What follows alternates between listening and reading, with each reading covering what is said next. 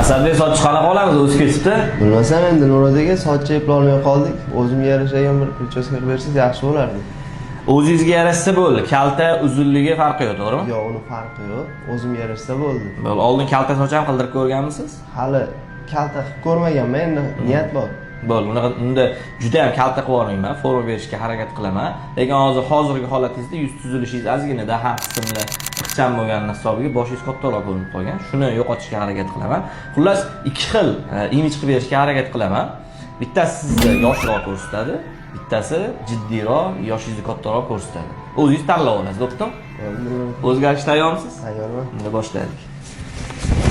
Qalay bo'ldi Asadbek? Maysa kutilmagan bo'ldi. Nurod aka o'zimga juda yoqdi. 3 oylik bo'lib qoldim.